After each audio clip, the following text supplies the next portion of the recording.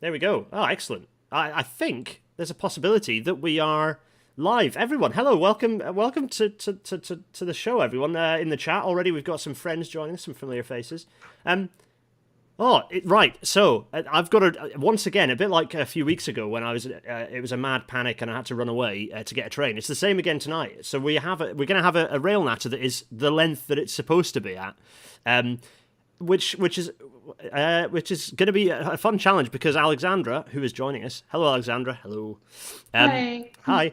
Has sent us an amazing selection of images, and there's going to be it's going to be fun. I got these through and was so pleased because there are some serious also some very fun high res publicity imagery. It's good stuff. I'm very excited by this, and so actually I can start it. There's no pandemic traces. There's no news. We're skipping those. We'll save them up for next week.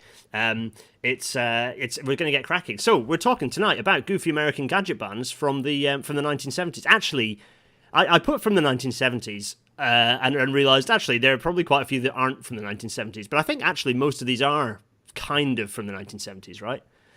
Yeah, so I think a lot of them are associated with the 70s, but really the 70s are kind of like the dying gasp for a lot of these. They're more like a product of like 60s, like futurism, and the money dried up in the 70s. Ouch. Yeah, that'll happen. No, this YouTube video is not a gadget ban, David Shepard. For anyone watching who doesn't know what a gadget ban is, I could strongly recommend going and watching my video that I did about gadget bans absolutely ages ago when I was like a hopeful new YouTuber thinking I was going to do like recorded content every few weeks. Oh, what a fool I was. But anyway, that's still there, so you can go watch it if you're interested. But before we crack on with the rest of the episode, I'm going to bring up Alexandra is here. Big mood energy off of YouTube. Hello. Everyone can see. This is exciting. Alexandra, for people who might not know who you are, and there might be one or two people here, this is what I call podcasting. Yes, correct. Sorry. Would you mind introducing yourself? Sort of tell us about what you do and a bit of an intro. Yeah, so I'm Alexandra. I am on Twitter as Big Mood Energy and also YouTube as well. I've run a YouTube channel for about 2 years now, focused on American transit systems. We've been a little while between videos. I took a detour from American Transit to like do a little history series about kind of the dying era of passenger rail. And I'm hoping to get back into the transit videos at some point. But I am really into like transit history research.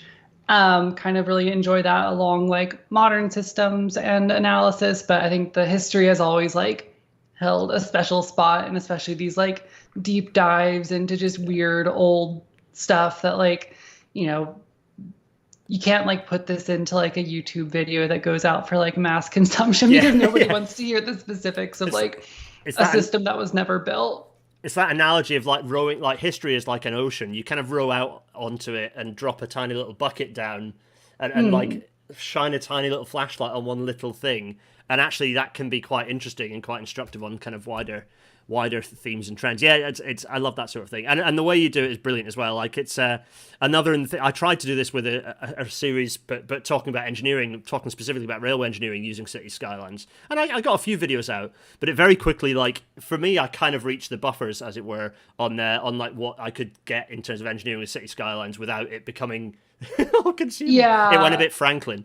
But that's kind of where I've ended up. Is like you reach the point where like your save game is like about to implode, but you have to also do like cinematography with it. Oh my, yeah. So I very much like pivoted to doing live videos because the advantage of this video that's going out right now is that I don't have to edit it, which means it's happening right now. Editing is so much fun, but it does mean you have to commit time to things, which. Yes. Yeah. So, without further ado, I think we're gonna get cracking. Alexandra, we'll start talking about gadget bans galore momentarily, but it only really remains for me to say, everyone, welcome to tonight's Rail Natter.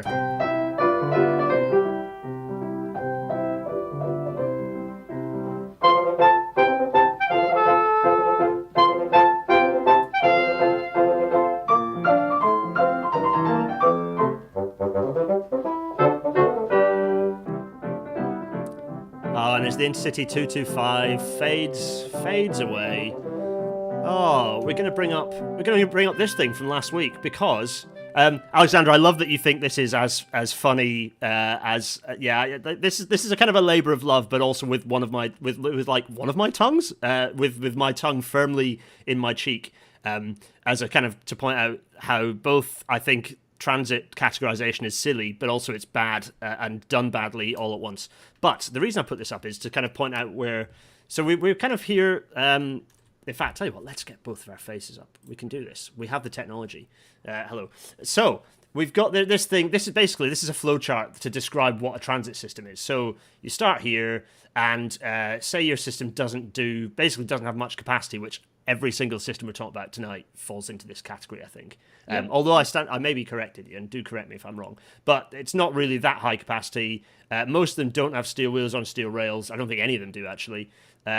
Some of them are suspended, in which case it's a dangleaway. But if they're not suspended and they don't carry more than 10 people, then they end up being a car. Then they're a car. Yeah. So tonight's theme is PRT just cars?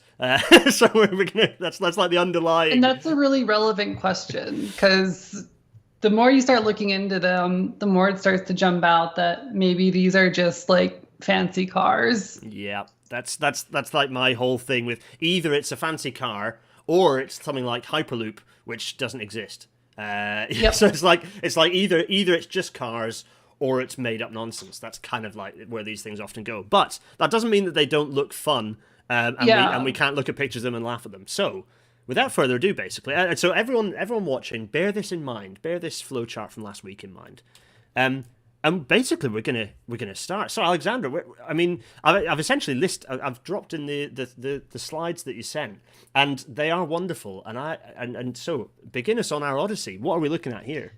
Yeah, so we're kind of moving through a progression of PRT people mover systems, and I thought the place to start would be one of the earliest ones that actually existed in some form. Kind of a trend we're going to see here is that a lot of these didn't exist. And the ones that did exist range between a small test track was built, or there's a real thing you can touch and ride out there. Yep.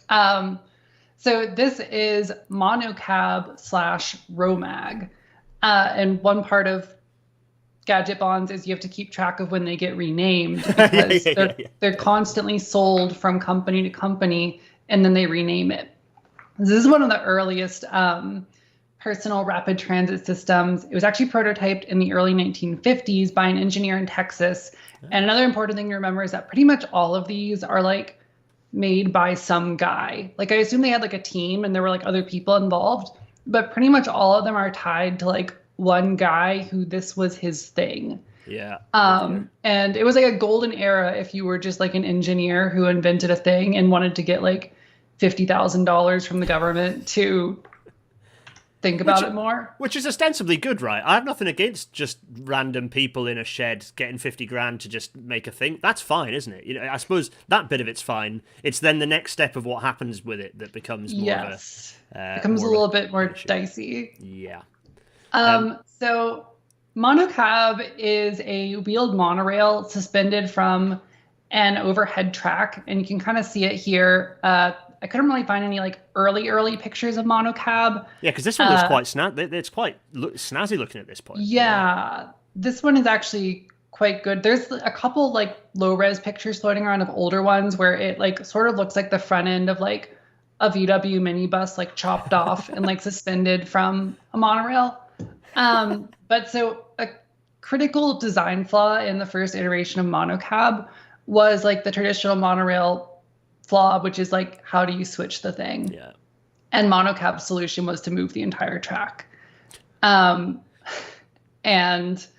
that pretty much made it infeasible from the get-go. Yeah. It's funny how often switching becomes the big problem, because it's like, oh, monorails are so simple, it's all simple, and you don't need like a really well engineered ground conditions and stuff, because you can put it on stilts. It's like, but how do you switch? We have to move this entire structure from one side to side.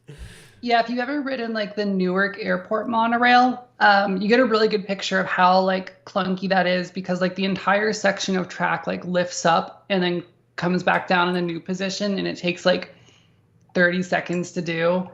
But switching is like a pretty big trend across like all these systems. And there's a couple different ways they do it and like big inventions. So the guy who invented it sold it to Vero Incorporated in the 1960s, who did some sort of update to the design to make a stationary switch that didn't require moving the entire trackway. And they actually did build a test track for it. I don't think before that it had a test track. And so that was in 1969, they built a test track. And then Vero, who had only owned it for a couple of years, turned around and sold Monocab in 1971 to Roar. And a lot of aerospace and defense companies kind of ended up buying the patents up for these systems and then going on to do things with them when like it became apparent that these small companies and like guys in their shed weren't able to implement a full system. So Roar took it and they updated the design. And I believe this is Roar's Monocab, which I think is just Vero's Monocab with a new logo on it. Yeah. But Roar took it and they updated it to what they called Romag. And I think we can go to the next slide on this one. Oh, this is after they... wait a sec. Wait a minute. Because there was Romag. Oh, yeah, sorry. I shall do this because there is a Romag. There we are. I think that might be me making the order wrong. Let's do this. There we go. There's Romag. Yes. So there were a lot of like, the last time we saw was like a Popular Science spread or something. And there's a ton of these, like Life magazine, Popular Science. They love to like feature these systems. So Romag was updated to use magnetic levitation and linear induction motors. And I think there was originally a monorail version of it, but this version you can see here is like on a... It's on like two... It's got like two little sort of track things here by the look of it. Yeah. Right? Yeah. And Romag, and I think it's down there at the bottom of the slide, was the first vehicle to support and be propelled by magnetic forces that was ridden by a person in the United States, which is kind of a cool aside. Yeah, that is quite cool. Okay. Yeah, it's just the first time maglev has been used in the US. Yeah, a lot of these have these like cool little like pieces of history that are like very like futuristic and like technological accomplishments. But now we get to the part where it doesn't work so well.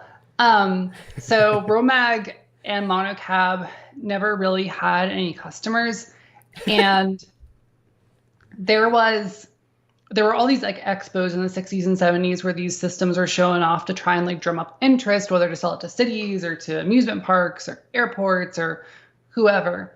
And there was a really big one called Transpo 72. It was at Washington Dulles Airport, and like a bunch of these people mover systems were brought there. They sent the old Monocab system there. It was Romag by that point, but they sent Monocab, I think because Monocab was like already developed and had a test track, whereas Romag, I think, was more experimental still. Yeah.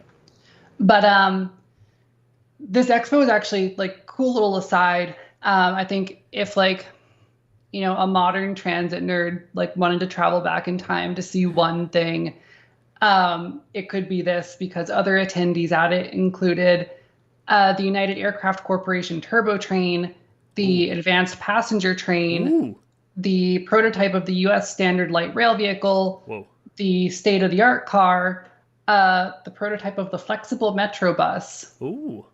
The Concorde got its first orders there. Oh, wow. And there was also an accompanying air show that had so many fatalities that Washington Dulles never hosted another air show again. Oh, crikey. So that really is a fixed point in time right there. This is like a very interesting moment. And also like then it's like simultaneously like very like hopeful and futuristic, but then there's this like downside where like pretty much all of these things listed had a big issue that didn't work out.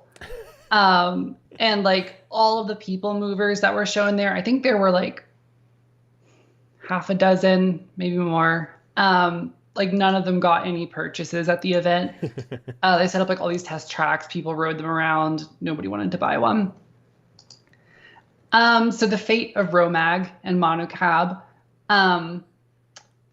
Boeing purchased the Romag patents from Rohr around 1974. Rohr was probably ready to be done with it.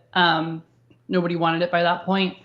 And Boeing developed it as part of a like sort of life support project from the Urban Mass Transportation Administration to like shepherd through the final years of personal rapid transit development until the 1980s, when the entire thing was just like scrapped and put down and there was just no market. Okay, so it's just like basically like a skeleton R&D team sort of like tinkering with it. Pretty much. And that's like everything post 1974. If you're working on a personal rapid transit system, then like the writing's on the wall. Yeah. It's like, dude. Yeah. Oh dear. Yeah. I mean, it looks retro as hell. You know, a lot of these things, and actually the image that we showed a minute ago of Transrapid, they all look quite a lot like next generation shuttlecraft. That's the thing that they all remind me of. They all have that vibe. Yeah. This one's like the first one. The first shuttlecraft on TNG that like when they clearly like the set design team had absolutely no budget, and so they just made it from like cupboard panels. That's what Romag like is reminding me of. A white boxy shape. Yeah. And actually, I guess a future note, and about like the reuse of all these names, because there's like only so many combinations of like personal rapid transit name that you can make. There is another monocab system that equally does not exist, but was developed in the 2000s.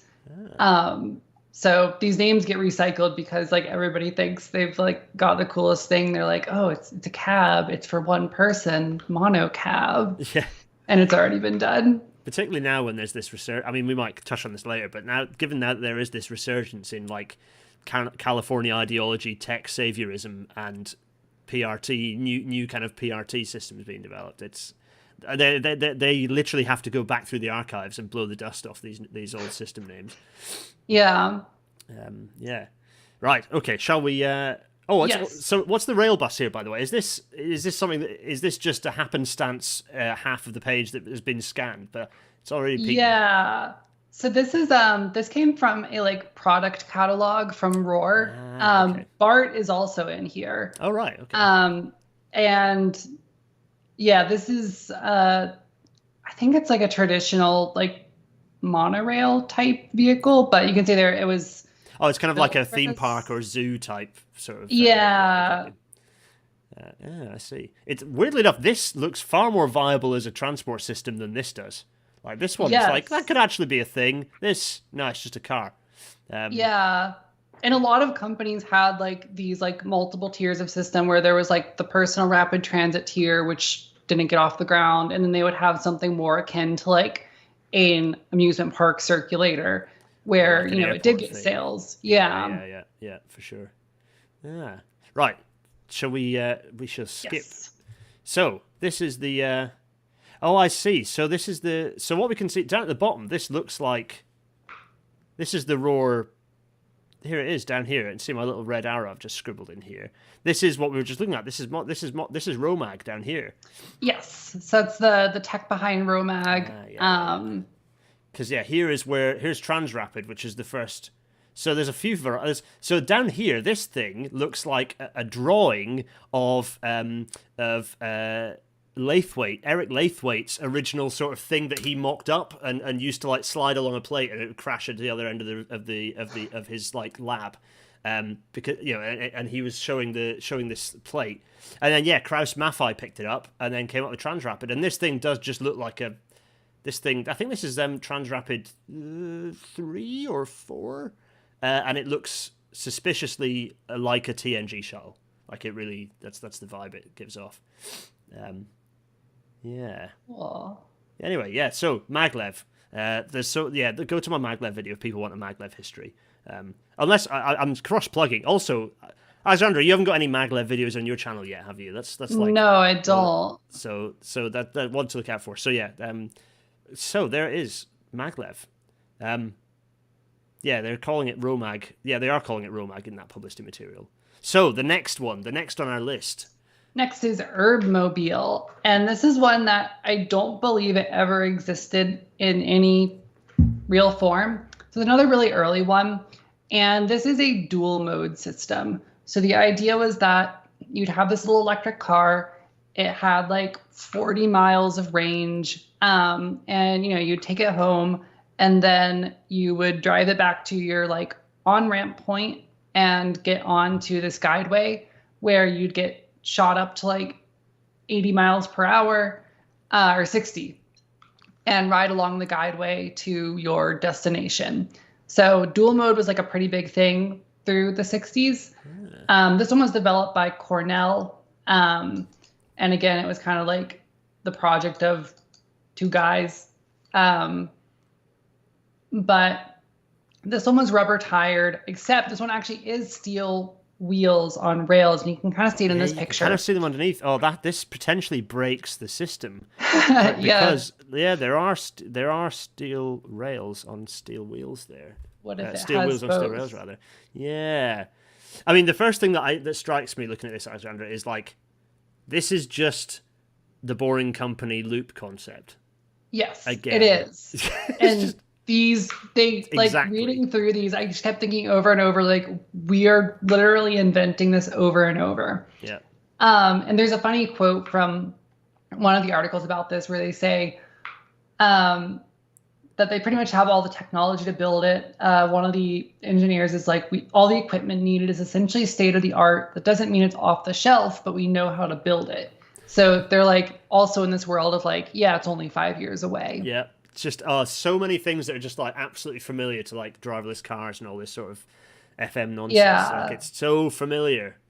Yeah. And I think it's kind of funny in this one. The highway is like almost like open and clear and empty. Yeah. And they're all like queued up in this like really tight traffic. But it's a remarkably accurate portrayal of the fact that you go into the tube and you're stuck in traffic. Yeah. This is like the Tesla Las Vegas tube. But they noted that in one of the descriptions. They said that like the cars would be able to run like milliseconds apart. Oh my God. And their quote is that all the vehicles are designed to run at exactly 60 miles per hour. So if one of them gets too close, they'll just nudge each other gently. Oh my goodness. At 60 miles per hour. Oh my. This is how often I have this babble from people who are like defending Boring Companies, people who defend the loop as anything other than a taxi tunnel. And they're like, oh yeah, but the cars eventually will be able to run right next to each other. It's like, no, they won't. Nope. They won't. they will not. It's made up. They haven't been able to for the last 60 years, and they're not going to for the next 60. Yeah, but now we have LiDAR. That makes everything work magically. Anyway, yes. So this is the mock. So this mock-up is like so many mock-ups that are like painting the car utopia of the future. You know, everyone's in here not driving. They're playing chess, or they're smoking, or they're engaging in light fornication, or whatever it happens to be. And, this guy's like lighting her cigarette. It's like a very sexy moment on the freeway. Yeah. And they don't have to pay attention to whatever they're about to wall up in front of them because it's fine because they're all going at 60 miles an hour. Yeah, it's going to be a gentle nudge. Yeah, for sure. So next page kind of shows some of the vaporware behind it. So this was vaporware is right. Yeah. It shows like the rubber tires and then the flange steel wheels on the inside that were supposed to drop down when it enters the guideway, and then also how it would come off of third rail power. Oh my goodness. For its guideway trip. Yeah. And this is so not exactly Urbmobile, but I just wanted to tell this story. But a similar, like adjacent project of another like dual mode car. Actually, a couple of them got together. They were like student projects, and the Ford Motor Company gave them $20,000 and a Mustang to develop this like third rail technology over a summer. So at some point in like 1969-ish, around there was a third rail power Ford Mustang. This is Which I think is particularly just like the funniest thing to imagine. God, can you imagine? Can you imagine putting that thing? Well, certainly for everyone in the chat, can you imagine putting that thing down in like I don't know, putting it on the third rail in Denmark Hill and driving it around in South London on the third rail network? Oh my goodness. Oh dear. That's quite. I love the idea of like this like white room, everyone in like science coats and like getting all boffiny, reinventing something that is like at that very moment was hauling knackered Mark One like commuter stock around South London, like it was absolutely normal. Also, they have third rail in New York as well, didn't they? They have a third rail system there, I think, and.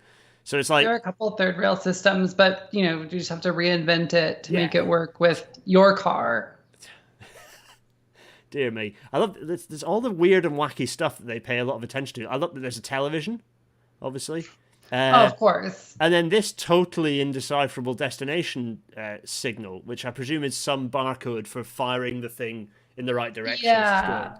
So I believe the description they had was like there would be a like spool of cloth inside of it that would have like all the barcode destinations pre-printed. Wow. And so when you select yours, it would like rotate that spool and show your destination barcode, and the system would like scan you as you go.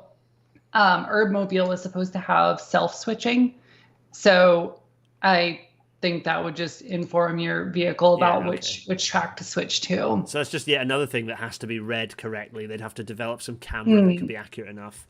Another thing I've noticed here, which makes me laugh, so that there a lot with modern gadget band stuff. There's often like there are a few telltale like phrases that get used that show that it's nonsense because they've just picked a sciencey sounding technology word to make the thing sound fancy. Autonomous is a good one. Often, like you see new transport systems being proposed, certainly here in the UK, and if it has the word autonomous in it, you can basically write it off as a load of nonsense. This one I love because you've got electric drive motor. Electric motors are not new, but it's printed circuit type, which means that means it's magical. It's advanced. Yeah. You couldn't do that with another circuit type. Only printed. yeah. Oh my goodness. So Urbmobiles were intended not to just be like one type of car, but it would be like a design standard for existing car manufacturers. And, like you would own your own Urbmobile, or there would be like a fleet of Urbmobiles you could take home.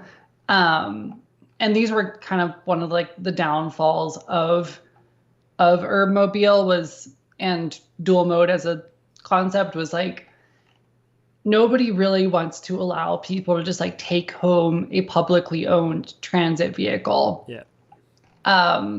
But there was one final development of Urbmobile on the next slide that I think is like an interesting conclusion that just like takes it to the next level. So the final development of Urbmobile, one of the later additions, was that it would not run on like a concrete guideway or like steel rails on a guideway like it was showing before, but instead a magnet would pick up your Urbmobile and put it on a suspended monorail. Oh my gosh. And whisk you along like that. Magnaline. Oh my goodness. Yeah, this is wild. Yeah, so like imagine the power goes out and you're being held onto this thing by an electromagnet.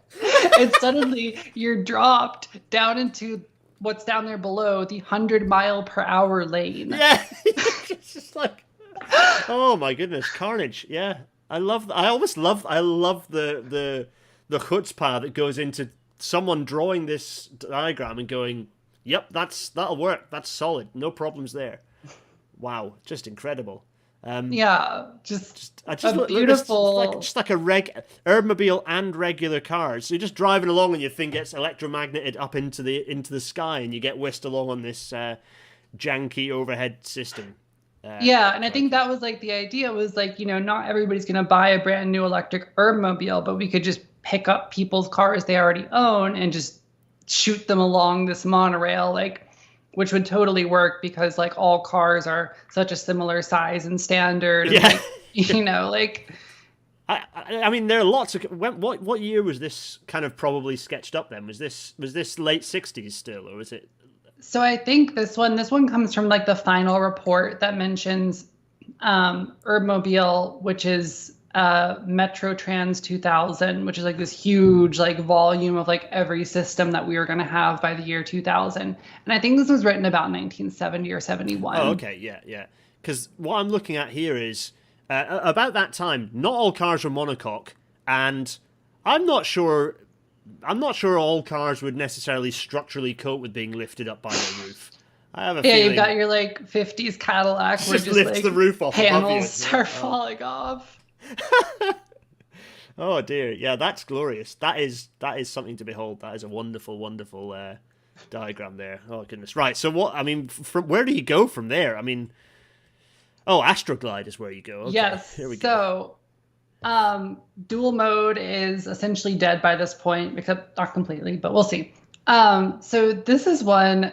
Was actually the inspiration for this podcast was Astroglide. I kind of found it and saw the name and just like instantly rushed to tweet about it. Yeah. Oh yeah, I tweeted you. Yeah, that's it. So this one actually, when I first found it, I kind of like dismissed it as just like a total fluke. But then I researched more, and it's actually like Astroglide existed and was, for the most part, real. Oh. So Astroglide was an evolution of a previous system called Jetrail. These names, they're incredible. So if you go to the next slide, you can actually see Jetrail. So Jetrail was developed as a people mover for Braniff Airlines between its parking lot and its terminal at Dallas Love Field. It was built by the Stanray Corporation, which was a heavy manufacturing company out of Chicago. And it was really similar to Monocab. It was an overhead monorail system with vehicles kind of straddling this I-beam. And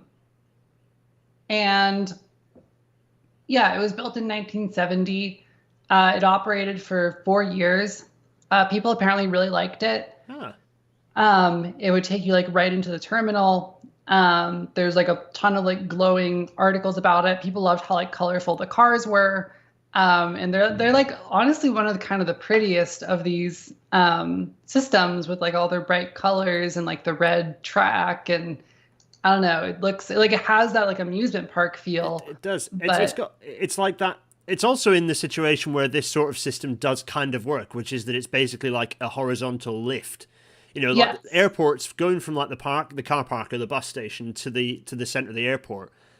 Airports are where these sorts of systems are quite good and useful, because you don't need the volume of a full mass transit system. So yeah, and it is quite fun. My thoughts looking at this is there is a lot of heavy kit, like to attach this thing to the I-beam. And that was one of the like drawbacks with it. It was originally built, they were trying to make a cheaper version of Monocab, and they still they solved the switching issue, although I don't really know exactly how they did that. I don't even know if like there were switches on the system, since it's literally just a loop. Yeah. But yeah, they had this really heavy overhead equipment, and a lot of their documents talk about that as like a drawback.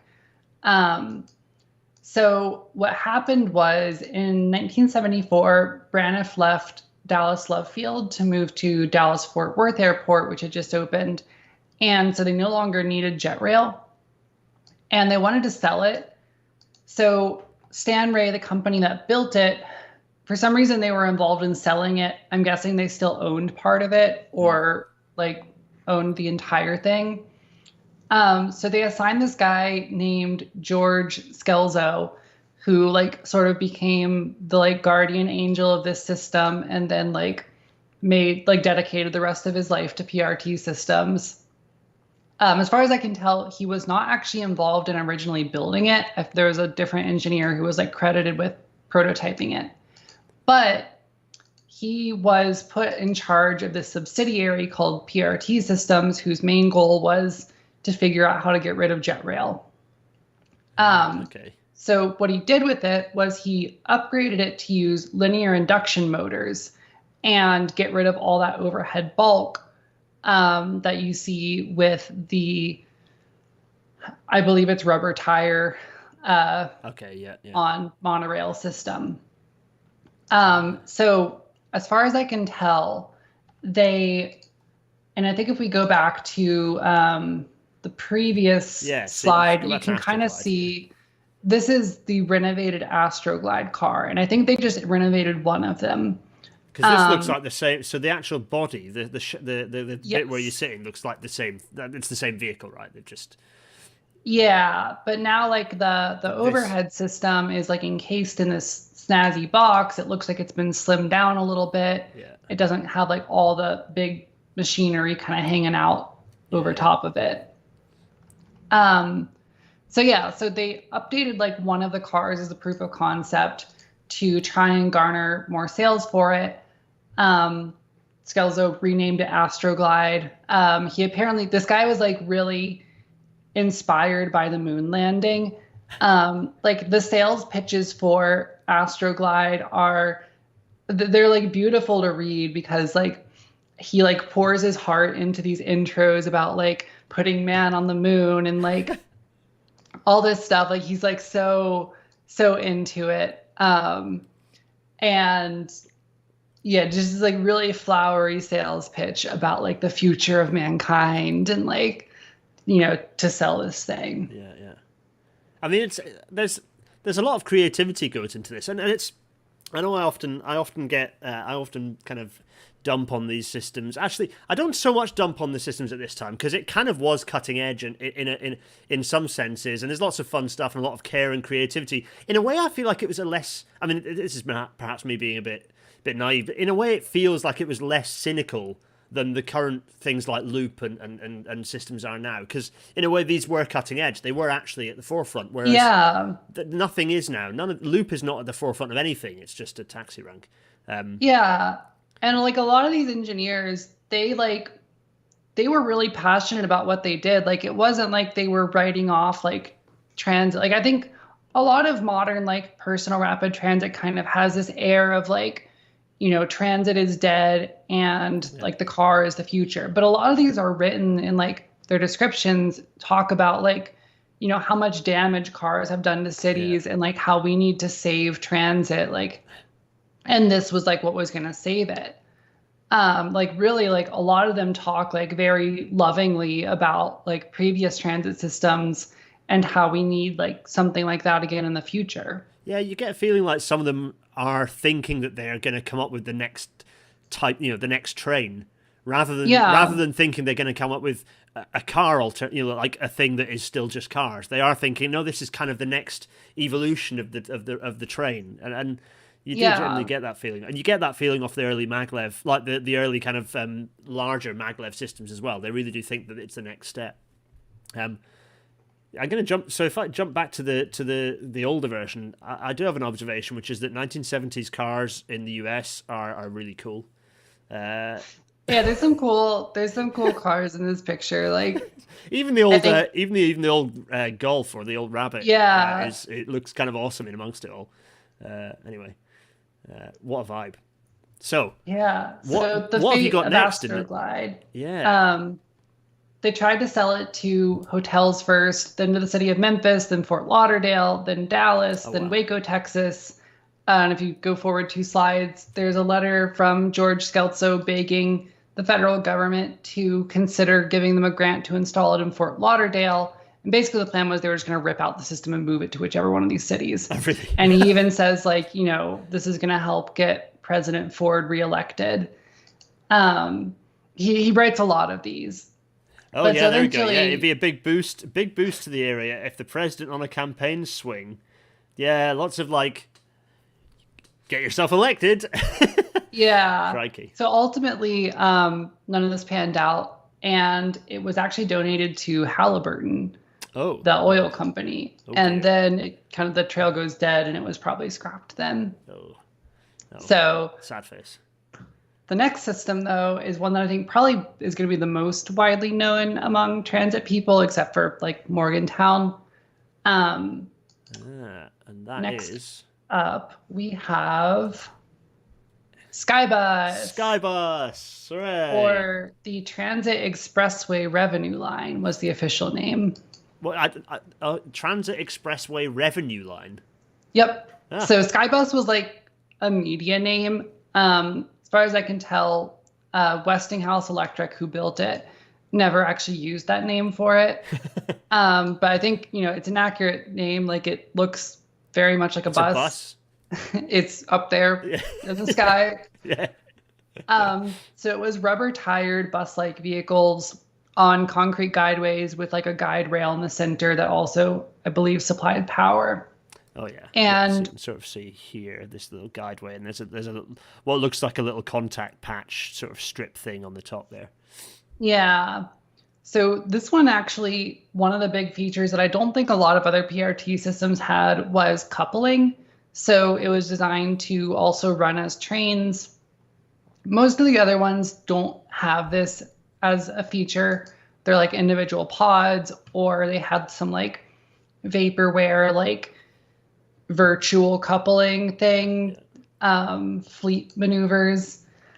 So it was proposed as a replacement for Pittsburgh's streetcar system by Westinghouse, who was based out of Pittsburgh.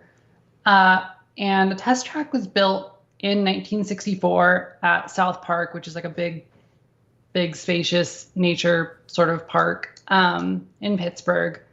And Walt Disney actually visited it in 1965 and possibly gained some inspiration for his own gadget-bahn type systems. I think if we go to the next slide. There we go. So they put it in this park, and they handed out these survey cards to riders to gauge their opinions on like, would you want this in your city? And like all sorts of questions, like, I don't know, like are the seats comfortable? Do you like this better than a streetcar? And yeah, so like they surveyed a ton of people. One fatal flaw noted in like their outreach and surveying is that like the majority of the riders that they surveyed with these were children. Because it was in this park, so like most of the people riding it were like families with children who were just visiting the park, or were taking them specifically to like ride the theme park ride. Yeah.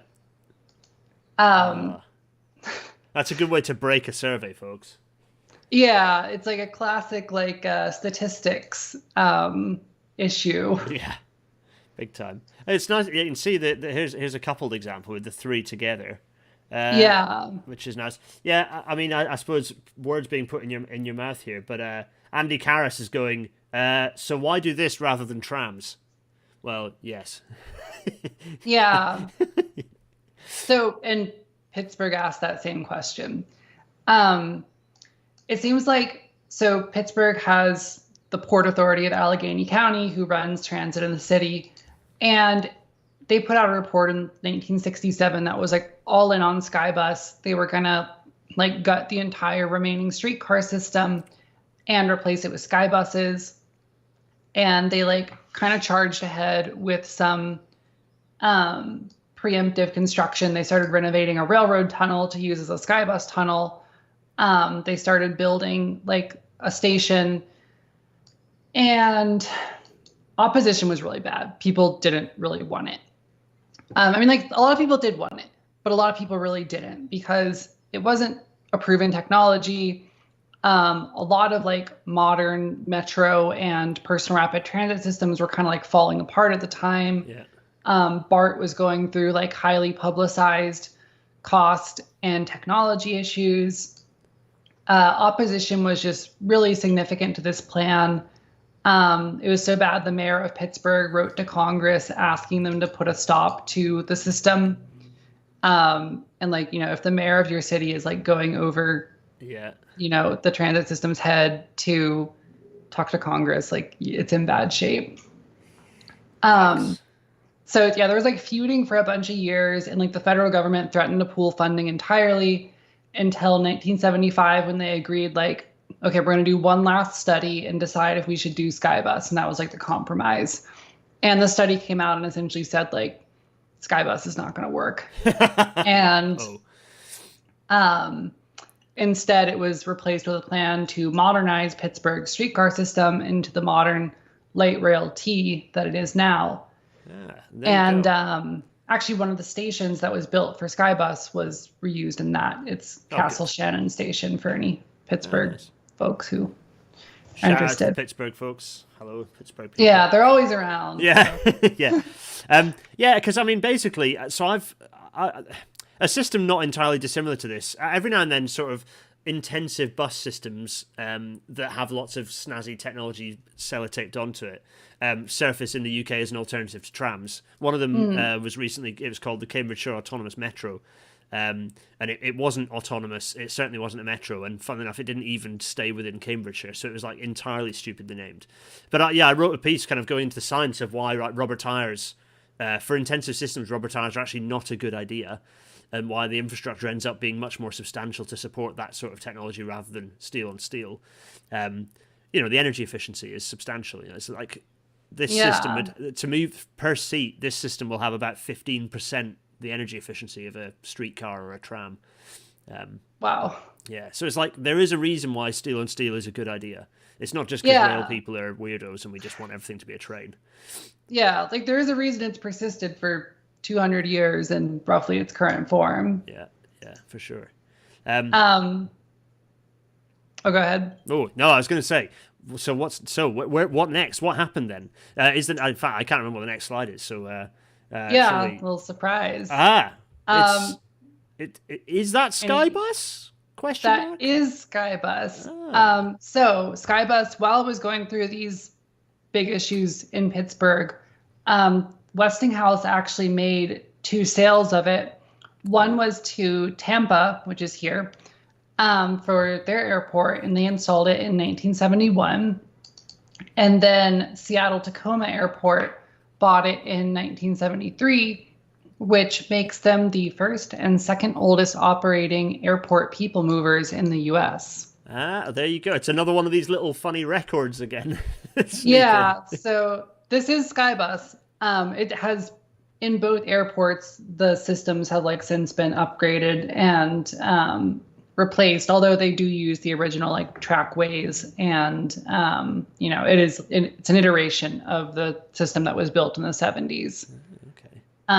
But yeah, so Skyway actually did get built, or Skybus got built, and yeah, they got used for the purpose that, again, is very fitting to it, which is airports. It's funny because the first passenger carrying maglev system was maglev in Birmingham, in Birmingham Airport, for the similar thing, and it's exactly like this. It ended up getting stripped out and repurposed with the sort of the infrastructure still the same, but with a different, with a less sophisticated cable car now. I think. I think it's a Doppelmayr system, but it used to be it was maglev. It was developed by British Rail and Laithwaite as the first maglev system, and it was pretty shonky. But again, it was where it kind of works. You have a little pod. It's quick turnaround. It's very straightforward, simple, short distances. It's not a coincidence that it's often in airports where these sorts of systems surface, right? Or stick. Yeah. Rather. And that was actually, so going back to Monocab, that was one of the original purposes for the design, was that they observed that existing monorails took an extremely long amount of time to accelerate and decelerate because they were just so large. Yeah. And so their thinking was a small vehicle can stop and start quickly. And ultimately, that's useful for a scenario like an airport where they are moving short distances and small numbers of people. For sure. Yeah. All right. So with our last 17 go, minutes, we have one final system, the Alden Star Car, which is possibly the most successful one of these. Wait, what? Yeah. I mean, okay. That's not the word I was expecting to hear associated with this. It depends on how you view it, but it looks like a big Sinclair. The little sort of things you sit in, the little tiny plastic thing. Yeah, it really does. Oh my goodness, yeah. So it was designed by Bill Alden, who I believe is sitting in the car in this picture. He designed it after he worked on an automated mail sorting system in the 1950s. And a lot of the gadget bonds come from airports and amusement parks. But another big entry point was automated freight pallet movement. And there's like a lot of like overlap in some of the systems. Like a lot of them have this idea of like, that you're gonna move like pallets and people will like put their car on it and that'll move them around. So this was kind of, his idea was based on this mail sorting system. So it's pretty similar to Urbmobile at first. It's a dual mode system. It has rubber tires. It's truly rubber tired, not like Urbmobile, which had steel wheels also. It could go off track for like 10 miles and 30 miles per hour. And then it would run at 60 miles per hour on a flat concrete track with third rail power. And so Bill Alden built a test track in Massachusetts in 1961 to do like, I think it was like 1 to 20 scale testing, which is what like most of them did. Sometimes you like see the test track and then there'll be another picture with like an engineer standing next to it. And it's just like, it's like, okay, this is kind of like your layout room in your basement. So if we go to the next slide, we have in 1966, Walter Cronkite showed the Star Car to the nation on TV. So there is Walter in the Star Car. And I think that is, again, Bill Alden on the right. So yeah, this was like during this like mid-late 60s era where all these systems were starting to be shown off to people as like, in 1980, you're going to ride this. And this is like a kind of like 5-year era that like really builds the hype for them before it crashes out in the 70s. So after dual mode systems, driving on, driving off, lost their popularity, Alden iterated the idea into a closed loop system that would run 6-person kind of minibus-like cars. And he started shopping that system around. He made a proposal for an exposition in Boston to be the transit system inside the expo. A ton of these were transit systems for expos. Sounds familiar again. Yeah, like the World's Fair, just all these like futuristic expos. They were a big source of implementation for these. So then that proposal that was used for Boston, he didn't get the contract. I think nobody got the contract. This proposal was reused for Morgantown's PRT system, which was putting out proposals for bids, request for proposals. Yeah. So they proposed like a $14 million system that would take 2 years to build. They really believed this would be like an easy build. The Star Car was like self-switching, ran on these simple concrete guideways, and they won. So the Star Car was going to be the PRT. But it wasn't quite this form that you see here. If you go to the next slide, you'll see their proposal for the route, which if you're a PRT head, you'll recognize instantly as like the route now. But yeah, so they were going to build this system for $14 million, 2 years. And that didn't quite happen. But you can see in the next slide, the concept for the it's starting to look very familiar. Like this looks much more familiar for anyone who knows Morgantown. Yeah. So really, really familiar now. These are like the mini buses that they switched to after they ditched the dual mode concept. So what happened was they won the contract and the UMTA visited their test track in Massachusetts and they kind of realized like, this isn't like a company that's going to be able to do this. Like, I think Alden employed like 6 people at the time. I think they got to this test track and they watched these like RC car sized vehicles like rolling around and kind of freaked out. There's a quote somewhere, but I can't find it anymore. One of like the UMTA officials was just like, this whole thing's going to blow up.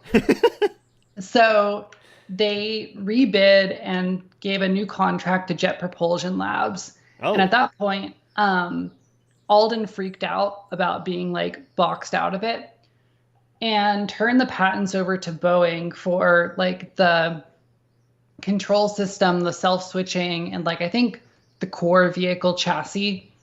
Um, and Jet Propulsion Labs was having some issues with negotiating the contract. And then another contract was turned over to Boeing. And one of like the quotes from the era in like a study at the time of like how they're spending the money on Morgantown noted that there were some like fairly valid rumors that Boeing was given the contract as compensation for cancellation of the Boeing supersonic transport plane. Ah, interesting. Okay, yeah. So there's like a lot of these like have some kind of shady like politics in them. It's a very politically charged era. Like Yeah, yeah, that sounds familiar because that's exactly what was going on in the UK at the same time as well. With like, because it was a white heat of technology and all these kind of big government R&D contracts going out and like all these developments, and invariably stuff was just getting politically cancelled left, right, and centre as like the yeah. machinations of Western industry collapsed and Eastern Asia started climbing more and more rapidly. So it's a very familiar sounding story. Yeah.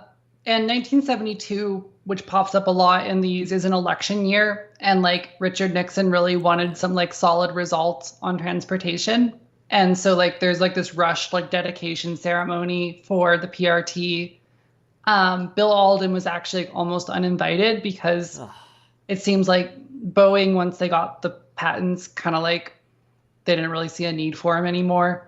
Boo. So this like guy who invented the whole thing. He went to the dedication ceremony in 1972, and then it seems like he perhaps wasn't even present for like the full opening in 1975.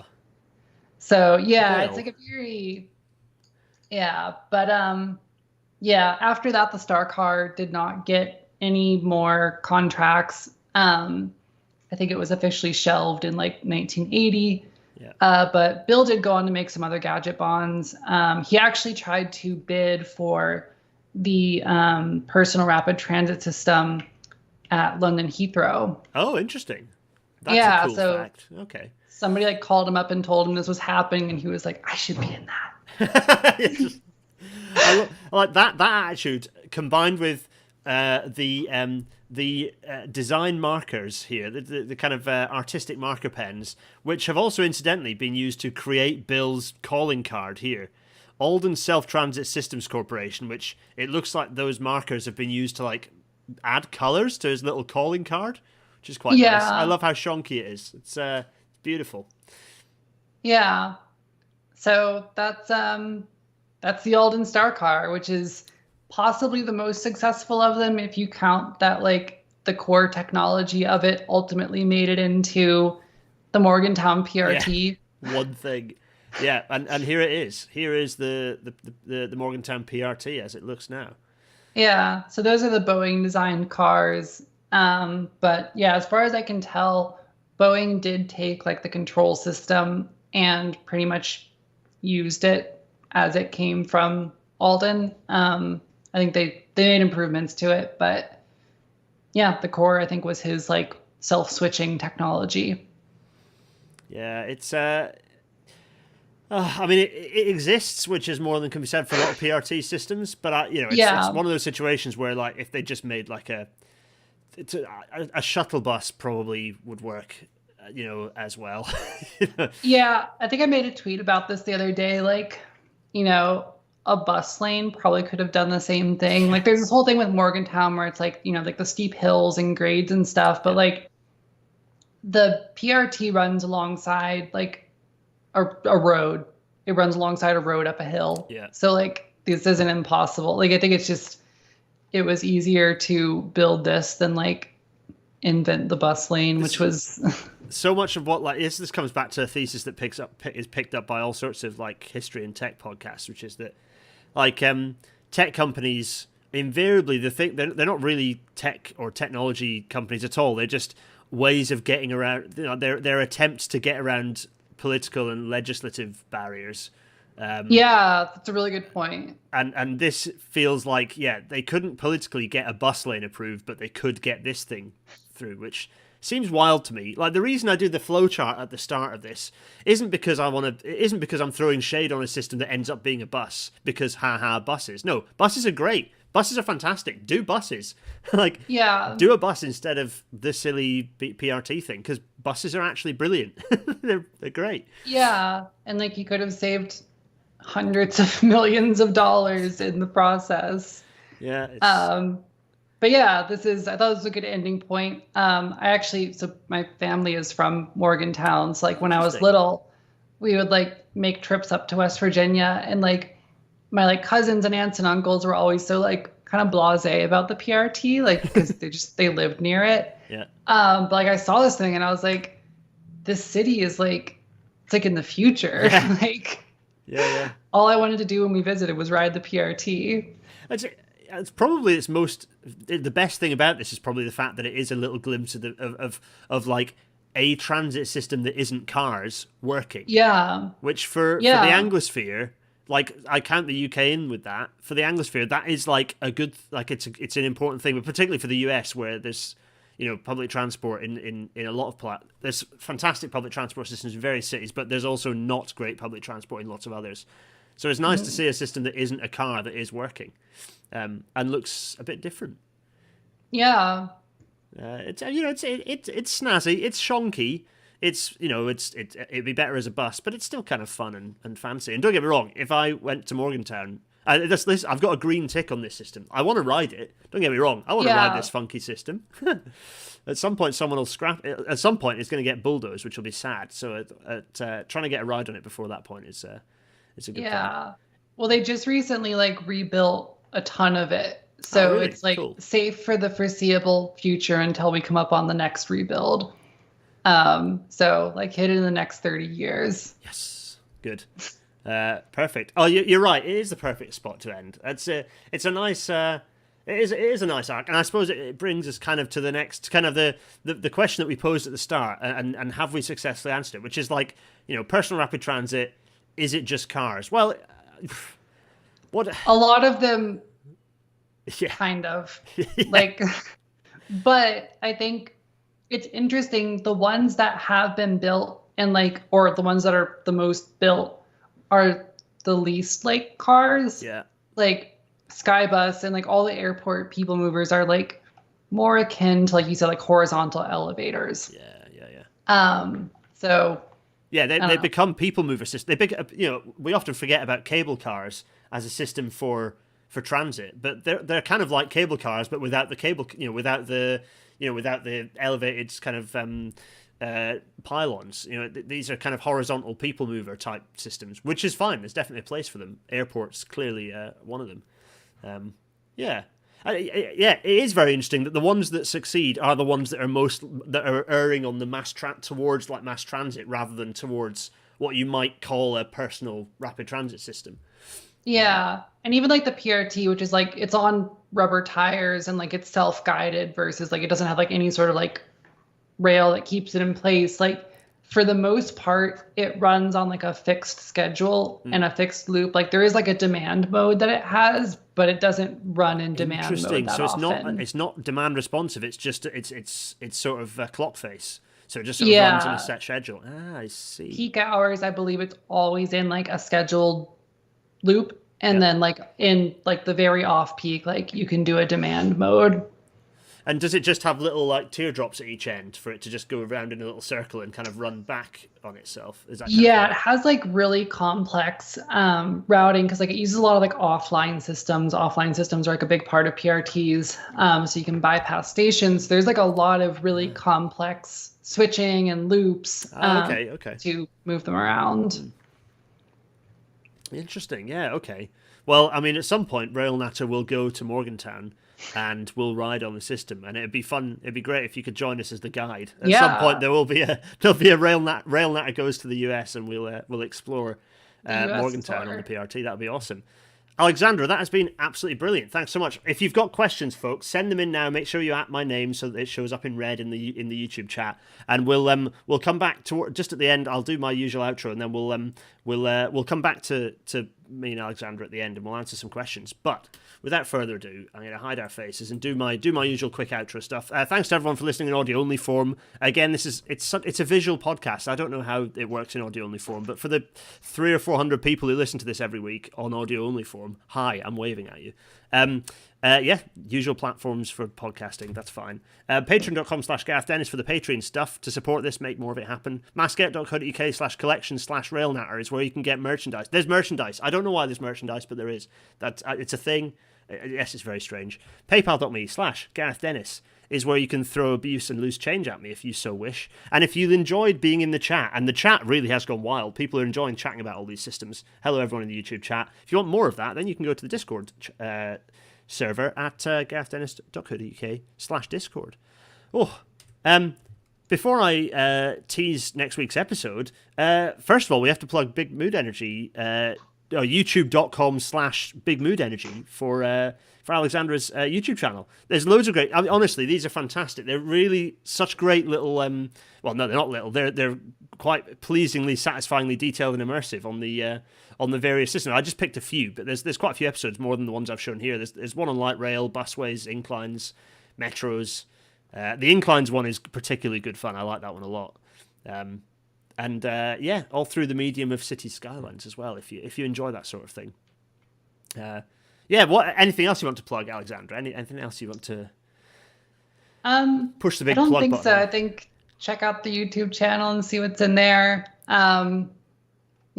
Follow me on Twitter. I sometimes post good transit history, interesting finds. Hence this episode, absolutely. Yeah. Do that, everyone. Do that.